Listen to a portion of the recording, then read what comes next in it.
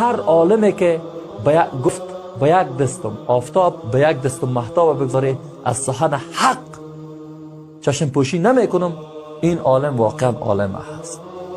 هر عالمی که یک آیت خواند بالای خود عمل کرد برای مردم رساند واقعا عالم هست.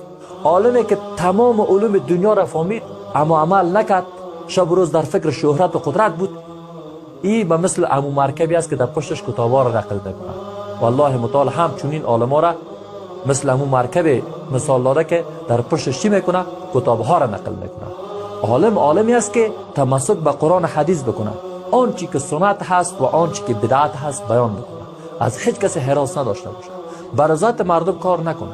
متاسفانه امروز دعوتگران ما، بسیاری از دعوتگران ما بر ذات مردم کار میکنه، شب و روز در فکر است که دل مردم به دست بیاره، به خاطر از اینکه مردم از او راضی شوند. نه، فقط الله را از خود راضی بسازه، فقط اعمالش عباداتش به خاطر الله انجام بده، نه به خاطر شهرت و قدرت، نه به خاطر مردم. اگر مردم را دوست داشته باشیم در فکر بیداریش کار بکنیم، در فکر بدبختیش کار نکنیم. بسیاری از دوستان سوال میکنن که ما دنبال کدام عالم را بگیریم.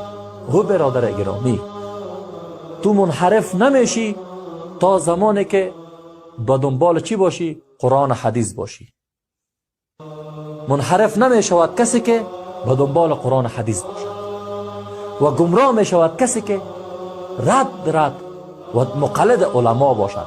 شب و روزش ولی فلانی عالم اینطور کرد من همونطور میکنم. نه، رسول الله چیزی کرده، اصحاب رسول الله عمل را انجام داده، ما هم چی میکنیم؟ انجام میدیم. هم قرآن موجود است، هم حدیث رسول الله صلی الله علیه و سلم. بخوان تمسک بکو، از تفرقه بازی دور شو.